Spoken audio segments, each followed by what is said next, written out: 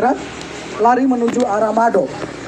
Sampai di Mado, dokter sendiri dihadang, kemudian dipukuli dengan besi, kemudian digiring ke jurang dan langsung ditendang ke arah jurang.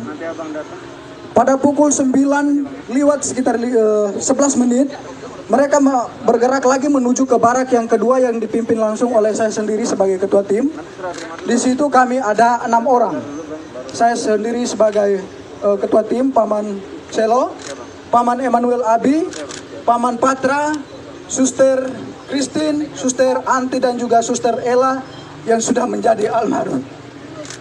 Pada saat itu juga mereka melakukan hal yang sama, menghancurkan kaca-kaca jendela dan juga memukul pintu-pintu, berusaha untuk masuk ke dalam untuk menyerang kami.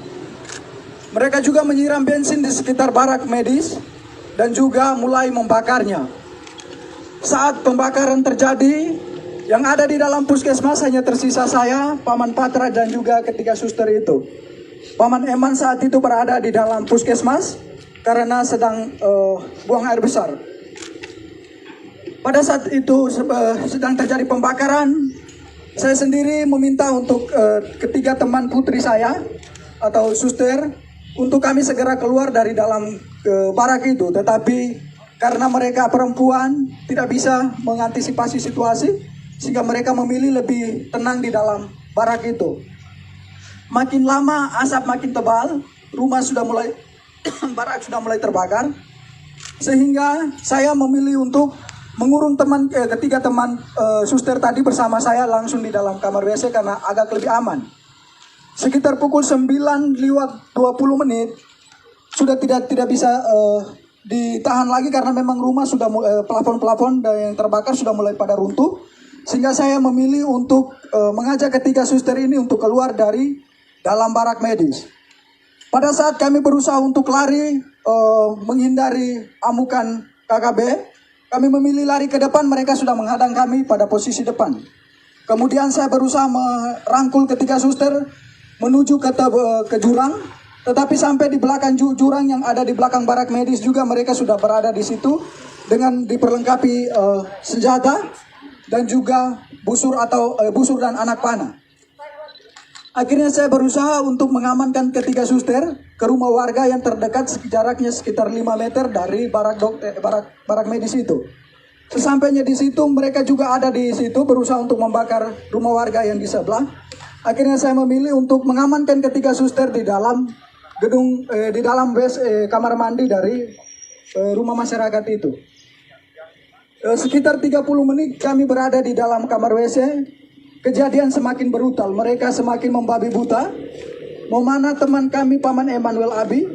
Kemudian mereka mulai membakar rumah-rumah warga dan juga pasar serta bank, rumah distrik yang ada di sekitaran barak medis itu. Kejadian semakin brutal, akhirnya saya mengambil keputusan untuk kami bisa mengamankan diri.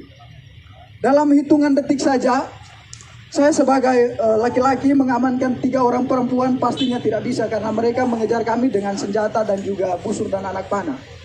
Tidak ada jalan lagi, kami memilih lari ke depan, mereka sudah menghadang ke samping kiri kanan dan juga mereka sudah menghadang semua. Akhirnya di belakang kami terdapat jurang yang cukup terjal, kedalamannya sekitar 500 meter dengan sudut ketajaman itu sekitar 90 derajat. Tanpa berpikir panjang, saya bertanya kepada ketiga suster itu bagaimana kita harus mengamankan diri. Mereka menjawabnya, kita lompat saja. Akhirnya tanpa berpikir panjang, saya menghitung 1 sampai 3 dan saya sendiri lompat pertama. Kemudian ketiga suster mengikuti saya untuk melompatnya. Sesampainya di bawah kami pikir bahwa kami sudah aman dari kejaran mereka, tetapi mereka tetap mengikut kami ke bawah. Sampai ke bawah saya sendiri tersangkut di akar pohon. Kemudian ketiga suster yang lainnya, yang satunya Suster Chris tersangkut di pohon juga.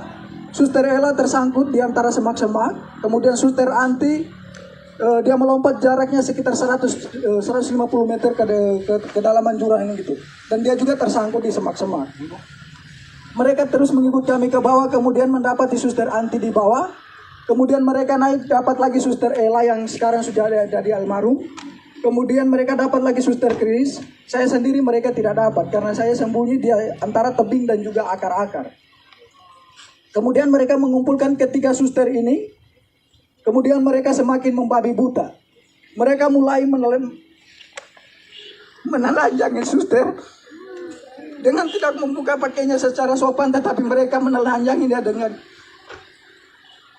parang tajam atau parang, langsung dipotong saja pakaian mereka, mulai dibuka dari baju sampai celana dalam semuanya.